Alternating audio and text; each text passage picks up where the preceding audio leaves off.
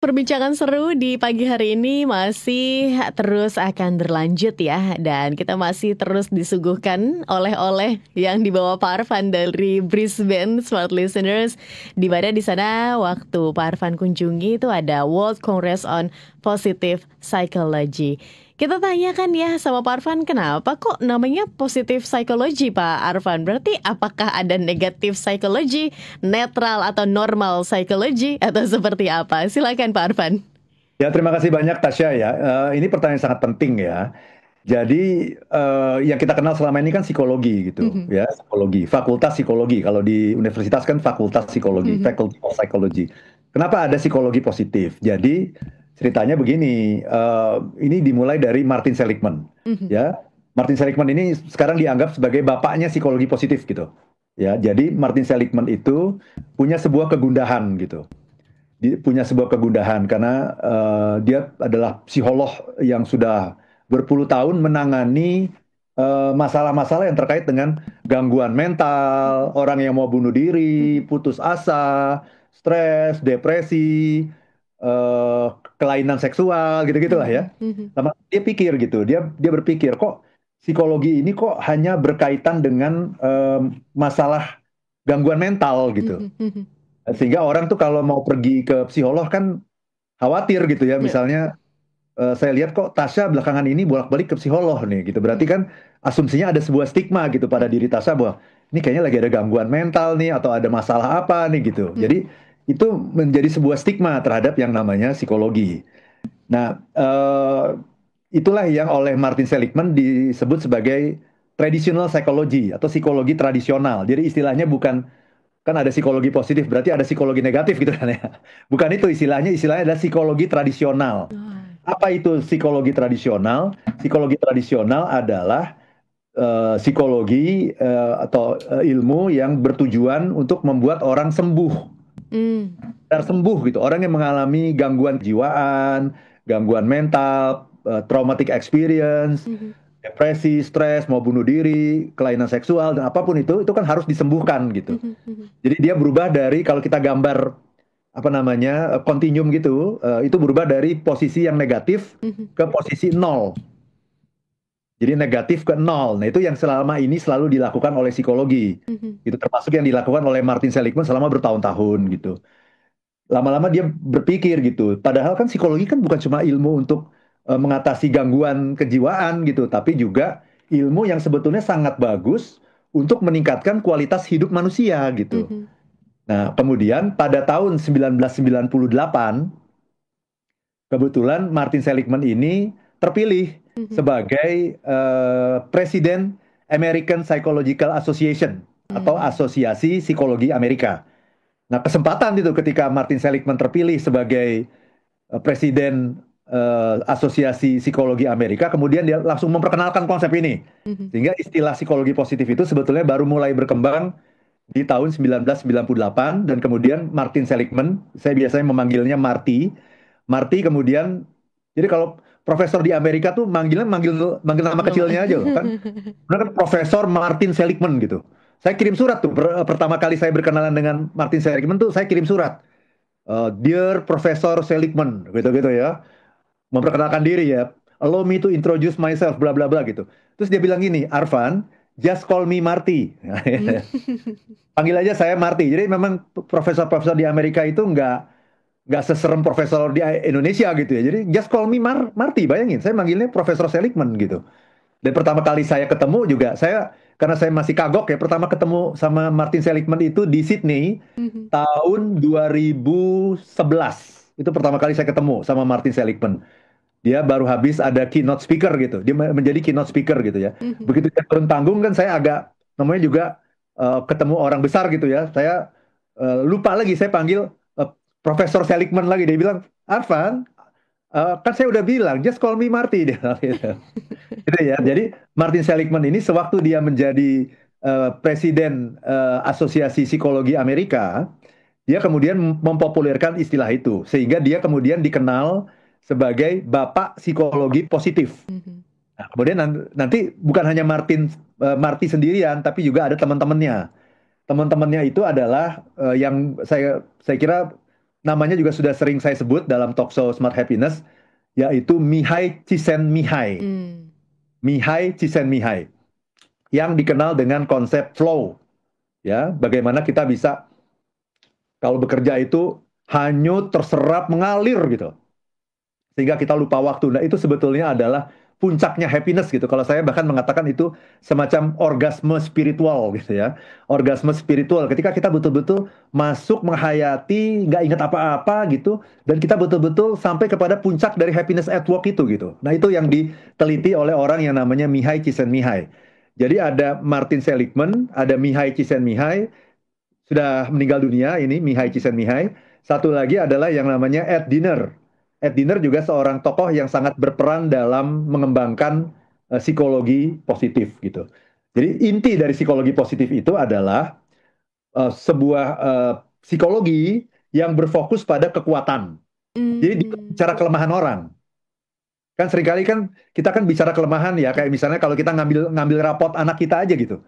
Misalnya ini anaknya Tasa gitu ya. Ini siapa namanya? Yona. Yona, Yona Yona. ya. Bu Tasya, ini Yona ini nih nilai matematikanya agak kurang nih, Bu. Ini. Padahal sebetulnya yang kurang tuh hanya matematika. Yang lainnya bahasa Indonesia 9, PMP 9, IPS 9, misal gitu ya. Bahasa Inggrisnya 9, matematikanya mungkin 6,5 gitu. Hmm. Tapi perhatian guru itu kan kepada matematikanya kurang kan? Bu, ini tolong belajar lagi nih Bu di matematika. Mungkin Ibu bisa bantu ya gitu. Bu Tasa bisa bantu ya supaya Yona matematikanya bisa meningkat. Lah, matematika itu hanya satu yang Yona kurang misalnya. Tapi selain itu semua nilainya tuh 89, 89. Kok nggak diperhatikan gitu. Nah, Hmm. kecenderungan kita kan memperhatikan hal-hal yang negatif, bukan positif. Nah, maka ada yang namanya psikologi positif adalah psikologi yang berfokus pada kekuatan, kebahagiaan, dan potensi manusia. Tiga itu. Kekuatan, kebahagiaan, dan potensi manusia. Bedanya dengan psikologi tradisional itu lebih berfokus pada bagaimana menyembuhkan gangguan mental, Hmm. bagaimana menyembuhkan disorder, bagaimana menyembuhkan masalah psikologis gitu. Jadi ini dua hal yang berbeda kan. Jadi kalau digambarkan dalam bentuk kontinum itu, kalau psikologi tradisional itu mengubah orang dari -1 ke 0. Hmm. Sementara psikologi positif mengubah orang dari 0 ke +1 gitu. Hmm. Jadi nanti manusia itu bukan bukan hanya manusia sehat dan sakit, tapi manusia itu ada tiga. Yang pertama adalah orang sakit, yang kedua adalah orang yang tidak sakit, Hmm. yang ketiga adalah orang yang sehat. Nah, beda Hmm. tuh. Jadi tidak sakit dan sehat itu beda, gitu ya. Kalau psikologi tradisional itu mengubah orang dari sakit Sakit. ke tidak sakit, Hmm. gitu. Kalau psikologi positif tidak sakit ke sehat. Sehat itu apa sih? Sehat itu adalah yang kita katakan bahwa orang itu hidupnya bermakna. Hmm. Orang itu hidupnya bermakna, orang itu bisa mengelola stres dalam kehidupannya, orang itu punya peran, punya kontribusi yang signifikan Hmm. dalam kehidupannya di bidangnya masing-masing. Orang itu terus bertumbuh, istilahnya dalam istilah generiknya kan growing gitu. Tapi kalau istilah dalam happiness dan psikologi positif, istilahnya bukan growing, tapi flourishing. Flourishing. Hmm. Flourishing dan lebih lagi daripada itu, thriving gitu. Flourishing and thriving. Bukan sekedar growing, tapi dia tumbuh menjadi manusia yang seindah-indahnya, sebagus-bagusnya, sehebat-hebatnya, sekompeten-kompetennya, sekeren-kerennya. Kalau saya mengistilahkan itu sebagai insan kamil gitu. Tapi kalau dalam psikologi positif atau dalam happiness itu dikenal dengan istilah flourish, flourishing, thriving gitu. Hmm. Tumbuh jadi manusia yang sebaik-baiknya. Nah, itu yang namanya psikologi Psikologi positif. positif. Hmm. Berfokus pada hal-hal yang membuat hidup kita bermakna, meningkatkan ketahanan mental atau yang disebut dengan resilience, mempunyai growth mindset dalam menghadapi tantangan dan kesulitan apapun, selalu bersyukur gitu, selalu optimis gitu. Jadi udah kelihatan ya bedanya ya antara psikologi biasa atau yang dikenal dengan istilah, kalau Martin Seligman mengatakan psikologi tradisional dengan psikologi positif Positif. gitu. Nah, tapi sebetulnya pencetus psikologi positif itu sebetulnya bukan Martin Seligman gitu. Sebetulnya istilah psikologi positif itu sendiri sudah pernah dicetuskan jauh-jauh hari ya di sekitar tahun 50-an oleh seorang psikolog ternama yang namanya Abraham Maslow. Oh. Jadi ada Abraham Maslow, ada juga Carl Rogers. Ya, Maslow dan Rogers ini sesungguhnya adalah pendiri psikologi positif yang awal sekali gitu. Tetapi waktu itu bentuknya baru berbentuk konsep gitu. Baru berbentuk konsep, baru berbentuk filosofi gitu ya, baru berbentuk teori mengenai yang namanya pertumbuhan manusia. Kalau Maslow itu kan dikenal dengan eh, hierarchy of needs. Ya, hierarki kebutuhan itu kan yang mulai dari kebutuhan fisiologis. Jadi manusia itu punya 5 kebutuhan kalau menurut Maslow. Kebutuhan fisiologis, kebutuhan keamanan, kebutuhan cinta kasih, kebutuhan harga diri, dan yang paling tinggi adalah kebutuhan self actualization. Itu konsepnya disebut dengan hierarchy of needs. Kalau Carl Rogers itu konsepnya adalah person centered therapy. Jadi terapi yang mengutamakan manusia sebagai senternya, sebagai pusatnya gitu. Nah, Maslow dan Rogers ini sebetulnya adalah pencetus psikologi positif atau yang dikenal dengan istilah humanistic psychology gitu. Tetapi waktu itu belum ada penelitian. Jadi tidak ada penelitiannya, tidak ada riset-riset yang empiris gitu. Dan itu baru dilakukan pada zamannya Martin Seligman dan kawan-kawan itu ketika dia mencetuskan psikologi positif, kemudian dia melengkapi dengan riset. Jadi semuanya based on riset semuanya. Nah, waktu zamannya Maslow, Carl Rogers itu belum ada seperti itu gitu. Itu masih dalam bentuk filosofisnya saja gitu, dalam bentuk teorinya saja begitu. Itu Tasya. Wow, seru banget ya pemaparannya di Smart Listeners. Kita jadi paham gitu ya Pak Arfan, bahwa ternyata ya kalau udah sampai di titik nol gitu ibaratnya ya ada upgrade-nya. Kalau misalnya kita bilang berarti ini lebih ke evolusinya begitu kan ya. Evolusi dari psikologi begitu. Gak cuma untuk menyembuhkan tapi juga untuk bagaimana mengoptimalkan manusia. Ya tadi Pak Arfan bilang menjadi insan kamil sebaik-baiknya manusia. Kita masih mau dapatkan sharingnya Pak Arfan. Apa yang mungkin ada satu topik saja yang mungkin Pak Arfan datangi yang boleh kita dijabarkan ini topiknya seperti apa sih yang dibahas di dalam conference tersebut. Izin untuk di sesi selanjutnya, tapi juga ada beberapa pertanyaan nih Pak Arfan yang di kesempatan hari ini sudah hadir. Nanti izin juga untuk disampaikan ya. Tetap bersama kami Smart Listeners, satu sesi terakhir masih dalam program Smart Happiness. Kami akan kembali untuk Anda. Kembali Anda ikuti Smart Happiness bersama Arfan Pradiansa. Smart Listeners, Anda masih bersama dengan kami dalam program Smart Happiness dan kita sudah sampai di sesi yang terakhir. Di sesi ini tentu saja pesan-pesan Anda akan Tasya bacakan ya, akan disampaikan kepada Pak Arfan. Namun sebelum kita lanjut di topik pagi hari ini Pak Arfan, mungkin kan tadi Pak Arfan udah jalan-jalan nih, udah pergi ke Brisbane begitu ya. Di Indonesia apalagi yang akan di-sharingkan begitu? Kira-kira ada nggak sih pelatihan atau mungkin ada momen nanti apa yang sudah didapatkan di Brisbane bisa di-sharing lagi untuk teman-teman di Indonesia? Silakan Pak Arfan. Izin mic-nya mungkin? Ya, oke. Terima kasih banyak Tasya ya. Kita akan ada acara yang sangat menarik ya di bulan September, tanggal 10 dan 11 September. 2 hari Tasya, hari Rabu dan Kamis di Hotel Raffles Jakarta. Hotelnya keren banget, bintang 5++. Kita akan menyelenggarakan workshop dengan judul The 8 Character of a Great Leader. 8 karakter pemimpin yang hebat ya, The 8 Character of a Great Leader. Jadi selama 16 jam Anda akan bertemu dengan saya untuk membahas, ada 8 ini.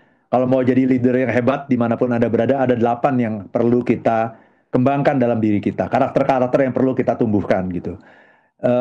Investasinya 6 juta rupiah ya, karena ini termasuk 2 kali makan siang, 4 kali coffee break, kemudian kita juga bisa networking dengan teman-teman di berbagai perusahaan, bisa membangun relasi, bisa belajar, sama-sama belajar selama 16 jam loh. Jadi itu kayak kalau Smart Happiness tuh 16 kali Smart Happiness tuh. 4 bulan Smart Happiness tuh dalam sekali ketemu itu. Ya, jadi investasinya cukup Recording stopped. Cukup worth it ya, 6 juta rupiah. Tapi kalau Anda mendaftar hari ini, hanya hari ini ya, saya berikan harga spesial karena saya lagi happy nih, kayak gitu ya. Saya kasih harga spesial 5 juta rupiah saja. Wow. 5 juta rupiah saja. Jadi diskonnya cukup banyak nih. Diskonnya 20% ya. Jadi 5 juta rupiah saja. kita silakan teman-teman hubungi ILM di 0812 12345 949. Nah, itu yang pertama ya, Tasya. Yang kedua, kalau teman-teman ingin memiliki buku saya masih ada ya di toko buku, maupun Anda bisa beli langsung di Tokopedia @arvanpra. Nah, kalau Anda beli di Tokopedia, Tokped @arvanpra, Anda akan mendapatkan tanda tangan langsung dari saya sebagai penulis, dan juga Anda akan mengikuti seminar gratis ya mengenai Life is Beautiful. Life is Beautiful, sebuah jendela untuk melihat dunia. Nah, Anda juga bisa langsung saja juga kirimkan WA kalau mau beli bukunya ke ILM di 0812 12345 949. Nomor cantik ya. Anda bisa langsung mau ikut seminar, mau beli buku, bisa langsung ke nomor yang saya sebutkan tadi. Itu, Tasya. Oke, wah lebih menarik lagi ya Smart Listeners, karena setelah pulang dari sana pasti kan upgrade lagi kan ya Pak Arfan untuk apa materi-materinya, kemudian apa yang akan disampaikan, dan lebih related lagi dengan apa yang terjadi sekarang. Karena kalau misalnya nggak ngelihat secara global, Pak Arfan udah melihat dari kacamata global nih, jadi bisa kasih masukan lebih lagi untuk Anda dan juga perusahaan Anda. Oke, Pak Arfan, sebelum pertanyaan Smart Listeners lebih penting, jadi saya bahas dulu pertanyaan Smart Listeners. Ini ada Bapak Iman di Bekasi bertanya, selamat pagi Pak Arfan, selamat pagi Mbak Tasya. Apakah Martin Seligman kemarin datang dan mengisi sesi Pak? Apakah acaranya dibuka untuk umum atau seperti apa? Silakan Pak Arfan. Kemudian izin saya rapel ya Pak Arfan. Kemudian Rizky Fahreza dari Banjarmasin, selamat pagi. Oh, berkomentar seputar lagu Happy tadi. Saya jadi teringat bagaimana para Minions yang muncul dalam franchise film Despicable Me and Minions dapat menjaga kebahagiaan dan kekompakan di antara mereka dalam rutinitas mereka sehari-hari sekalipun ada masalah yang mereka hadapi. Bagaimana cara menjaga kekompakan sekaligus kebahagiaan sebuah tim, Pak, walaupun tim tersebut harus menghadapi banyaknya permasalahan? Kemudian bergabung juga Pak Alex Andaro, selamat pagi pendengar setia kami di sana Pontianak, katanya cuaca cerah. Terima kasih sudah menyimak. Dan Pak Karmoses juga terima kasih. Happy holidays for happy sharing motivation, katanya Pak Karmoses. Terima kasih sudah bergabung. Silakan Pak Arfan untuk dijawab satu persatu pertanyaannya. Ya, terima kasih banyak. Sayang sekali Pak Iman ya. Sayang sekali Martin Seligman tidak hadir di acara kemarin. Biasanya dia selalu hadir ya. Saya saja sudah ketemu dia itu 3 kali. 2 kali di Sydney, sekali di Melbourne. Itu sudah ketemu sama Martin Seligman. Bahkan saya sudah sempat kasih buku saya, buku Happiness, 7 Laws of Happiness, itu kan sudah ditranslate ke bahasa Inggris ya. Karena dibawa ke Frankfurt Book Fair di Jerman. Nah, itu saya sudah berikan kepada Martin Seligman, buku 7 Laws of Happiness. Waktu saya ketemu terakhir tuh di Melbourne tahun 2019. Nah, sayangnya kemarin Martin Seligman tidak hadir, tetapi dia terhubung melalui teleconference. Jadi dia hadir di pagi hari itu, dia di Amerika malam gitu ya, di Amerika malam. Jadi kita berbeda 1 hari kan dengan Amerika kan. Amerika malam, kita sudah pagi. Dia muncul di layar lebar besar sekali gitu ya, di layar yang besar sekali. Muncul Martin Seligman dengan hanya menggunakan kaos, apa istilahnya itu, t-shirt saja gitu ya. Jadi benar-benar backgroundnya emang dia lagi di rumah gitu, pakai t-shirt aja gitu. Jadi memang itu beda ya, orang Barat gitu ya dengan orang Indonesia itu beda ya. Kalau kita kan mau hadir di conference itu kan bajunya rapi, pakai dasi, pakai jas atau pakai batik gitu ya. Kalau mereka itu pakai kaos aja gitu, udah kaos gitu, selesai gitu. Dan Martin Seligman, bayangan saya kan minimal kayak saya gini kan, baju hem ya, lengan panjang rapi. Kalau dia nggak pakai kaos yang t-shirt, kaos yang tanpa kerah gitu. Dan dia selama 45 menit itu menjawab berbagai pertanyaan. Jadi tema acaranya adalah you can ask me anything gitu. Ask me anything. Saya juga nanya juga sebetulnya, tapi karena pertanyaannya banyak, akhirnya saya nggak kebagian. Jadi pas giliran saya gitu, jadi kan yang mau nanya tuh datang semua kan, yang mau nanya tuh rombongan, berbondong-bondong, kita langsung menuju mic, baris gitu. Ya, baris ada 2 mic di convention hall itu, di plenary hall itu ada 2 mic. Jadi langsung baris tuh. Mungkin ada sekitar 20 orang kali yang mau bertanya, termasuk saya gitu. Nah, sayangnya pas giliran saya, waktu habis. Waduh, saya bilang nyesel banget.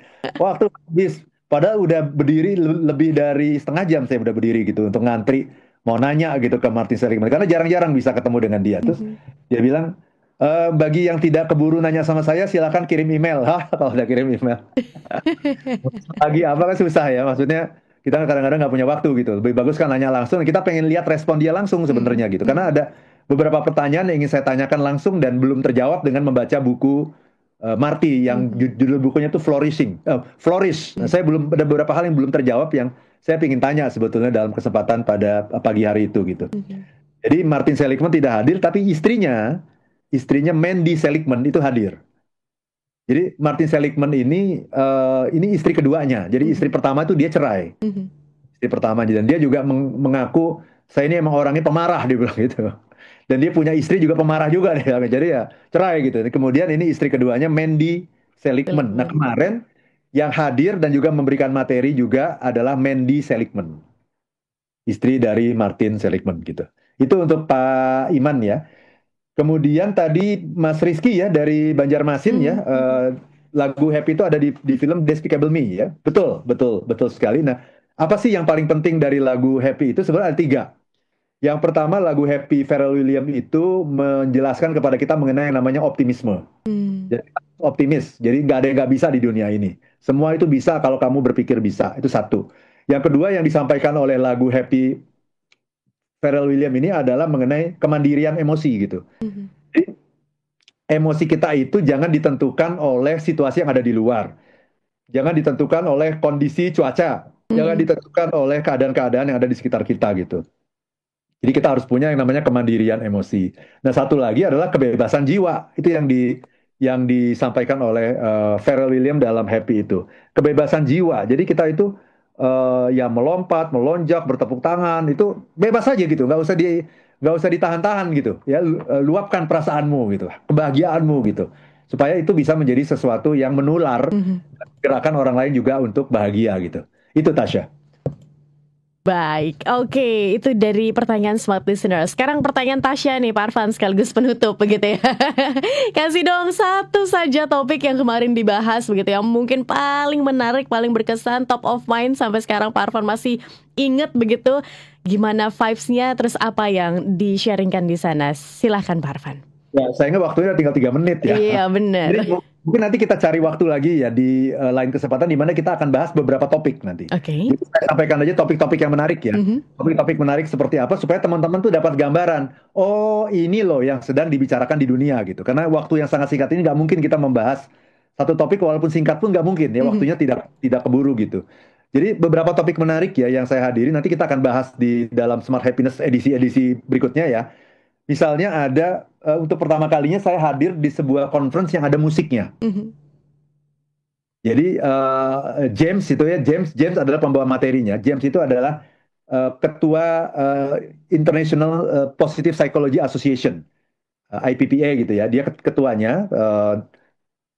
Kemudian dia membawakan sesi pertama yang saya ikuti itu judulnya Relationship in Music gitu. Jadi dia membahas mengenai sebenarnya konsepnya adalah mengenai relationship. Bagaimana kita membangun hubungan gitu, bahwa dalam sebuah hubungan itu dimulai dengan percakapan, menemukan common ground, kemudian mulai membangun kedekatan, kemudian nanti mulai ada tension, mulai ada ketegangan, perbedaan pendapat, konflik dan sebagainya itu. Itu kan sesuatu yang biasa sebetulnya. Yang tidak biasa adalah dia menjelaskan itu dengan musik. Jadi waktu itu acaranya itu bukan di tempat conference. Jadi saya harus pergi ke University of Queensland. Jadi itu cukup jauh itu. University of Queensland itu kalau naik naik kendaraan itu sekitar 15 menit lah ya, 15 menit dari tempat convention, dari tempat acara. Di University of Queensland itu ada sebuah fakultas namanya Faculty of Music. Fakultas musik memang. Nah, jadi James membahas mengenai relationship itu, tapi kemudian dia bahas misalnya dia ngomong 10 menit.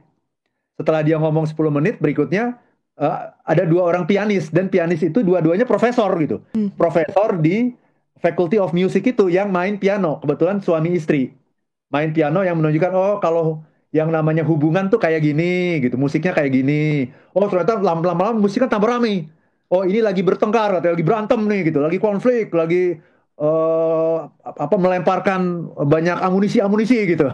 Terus kemudian sampai ujungnya adalah ada peredaan lagi, peredaan konflik, resolusi, kemudian akhirnya reflection gitu.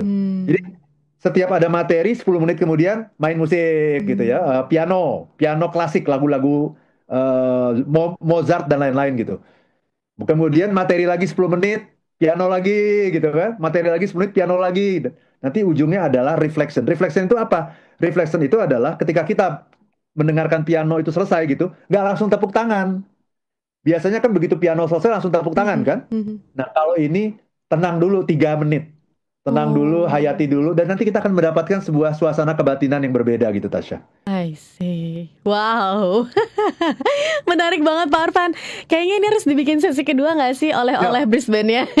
Karena Bikin sesi pasti kedua deh, ya. banyak Karena banget sekali yang kan. bisa saya sampaikan. Yes, oke. Pak Arfan, waktunya udah habis. Kita harus tutup Smart Happiness di kesempatan pagi hari ini. Kita ketemu lagi minggu depan dengan tentu saja keseruan di sana untuk di-sharingkan kepada Pak Arfan. Dari Pak Arfan untuk kita. Dan akhir kata, saya Tasya Rustama. Dan saya Arfan Pradiansyah. If you wanna be happy, Be happy now. now.